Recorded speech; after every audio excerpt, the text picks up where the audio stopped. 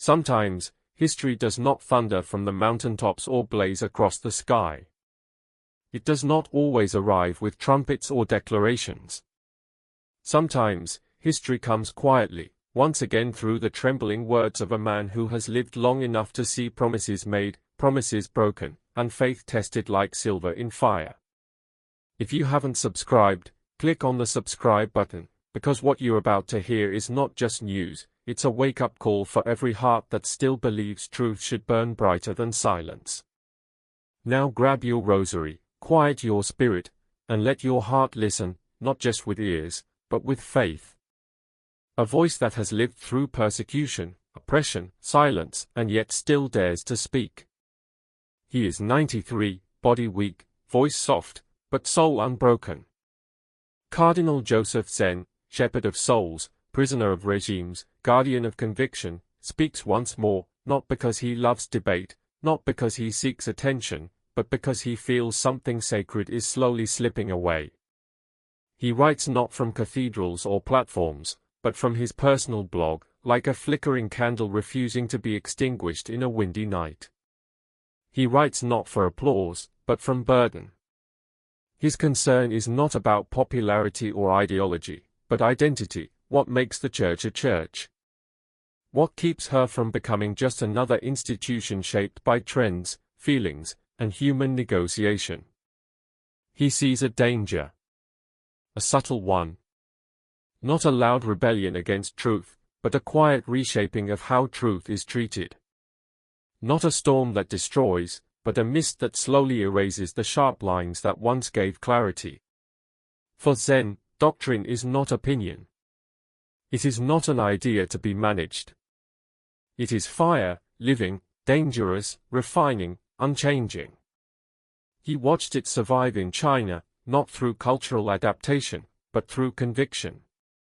It was whispered in basements, hidden in old books, spoken in candlelit nights, taught in secret, and it stayed alive not because it was redesigned, but because it was defended. Not because it was softened, but because it was preserved. He remembers the nights when Mass was whispered behind locked doors, when teenagers stood guard outside to watch for authorities, when priests celebrated Eucharist under the threat of imprisonment, when believers risked jobs, homes, and freedom just to kneel before the cross. He remembers not a church of negotiation, but a church of certainty. They did not ask each other what truth felt like. They preached what truth is. That is what he fears is fading today, not faith itself, but the courage to proclaim it.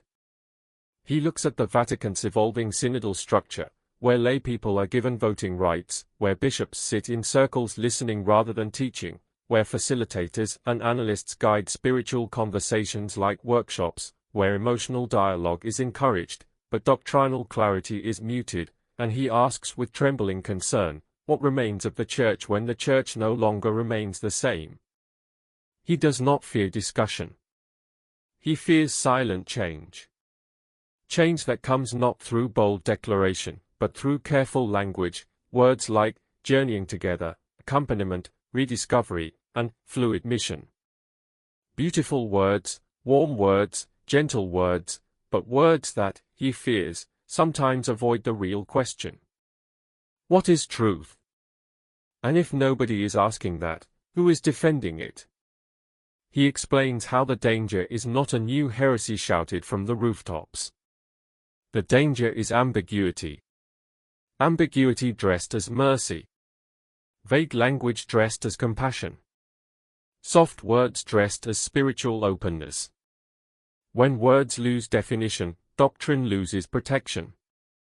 When doctrine loses protection, truth loses testimony.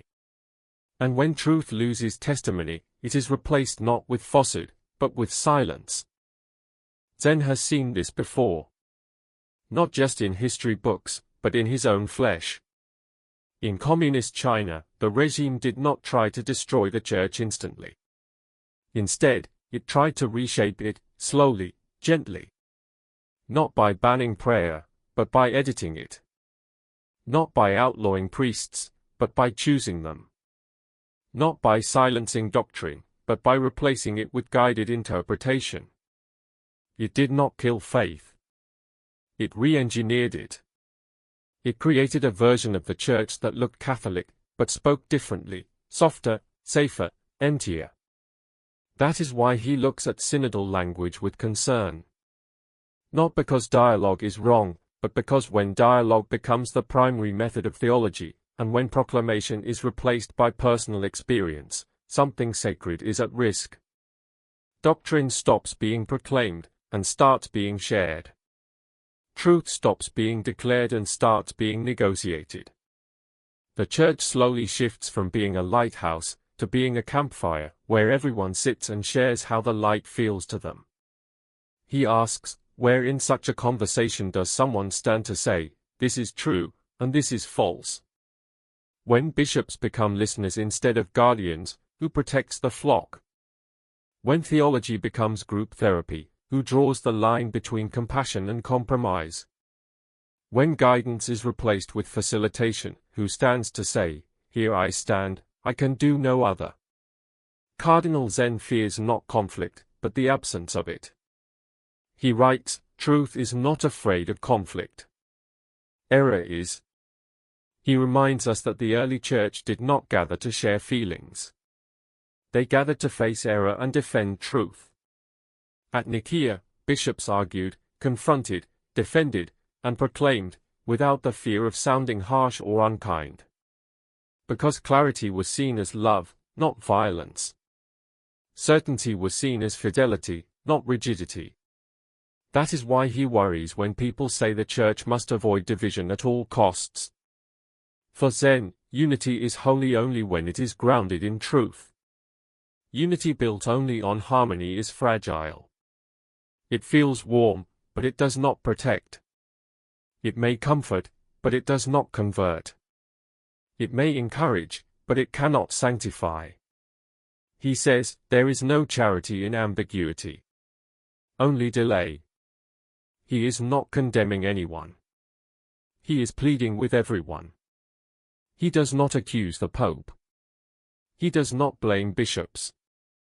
He blames the cultural wind that now blows through Christianity, where people fear sounding certain because certainty is seen as arrogance, where conviction is mistaken for intolerance, where clarity is misread as pride. He speaks of a deep migration happening inside the church, a migration from proclamation to facilitation, from shepherds to moderators, from doctrine to experience, from conviction to comfort. He believes this migration does not destroy the church, it weakens it. Not visibly. Not publicly. But spiritually. The danger is not that people stop believing, but that they stop defending belief. He writes, the church will not fall because truth is defeated. It will fall because fewer and fewer are willing to speak it. That is the crisis. Not persecution. Not rebellion. But silence. A silence that hides behind humility, behind kindness, behind sensitivity, behind pastoral concern. But it is still silence. And yet, despite all this, he is not a prophet of doom. He is a witness of hope. Because he believes the flame will not die. It may be hidden, it may be small, it may be carried quietly in the hands of faithful souls, but it will live. Not because institutions protect it, but because hearts guard it.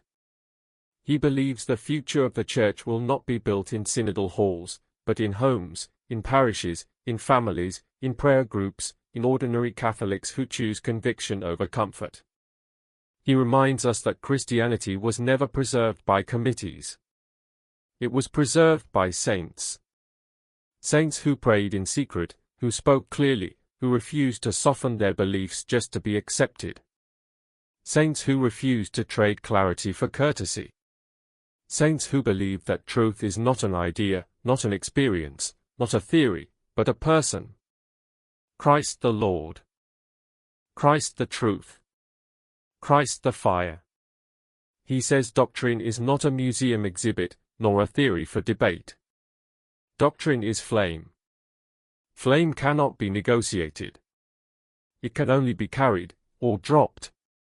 And so, he writes with final longing, not to criticize, not to warn, but to invite. He invites every layperson, every parent, every student, every priest, every bishop, every believer whose heart still feels the faint echo of divine conviction. He invites them not to wait for Rome to restore clarity, but to become clarity. Not to expect bishops to defend truth if we ourselves are afraid to defend it. Not to wait for courage to trickle down, but to let it rise up, fire-like, from hearts that refuse to be lukewarm. He says, do not wait for authority to speak truth. Truth has authority of its own. Yes, there will be synods. Yes, there will be meetings, votes, assemblies, and discussions. But the future of the faith will not be decided there. It will be decided by souls who, when asked if Christ is merely an idea or an experience, will answer with certainty, Christ is King. That is why Cardinal Zen still speaks. That is why he still writes. Not to win an argument. Not to prove a point. But to keep the flame alive. Because the Church may survive with small congregations, with fewer buildings, with fewer bishops, with less influence, but it cannot survive without fire. And the greatest question is no longer, will the Church change? The question is, will we protect the flame, or admire it quietly until it fades? The answer will not come from experts, or documents, or carefully managed atmospheres. It will come from hearts. Hearts that choose clarity over comfort. Fire over mist. Truth over interpretation. And if enough hearts do that, then perhaps, as Zen believes, the Church will not grow weaker, it will grow holier. And perhaps, when history looks back, it will not remember Cardinal Zen as a critic, or a rebel, or a problem. It will remember him as a guardian of flame. As a shepherd who spoke when others stayed silent. As the last voice of his time to whisper, with trembling hands but unwavering spirit, that truth is not an interpretation. Truth is a person. And that person is Christ. Not an opinion. Not a discussion. Not a shared experience. But King. If this message touched your heart, comment Amen and stay with us. More Eucharistic stories, deeper reflections, and holy insights are on the way. May Christ in the Eucharist be your light, your rest, your truth. Amen.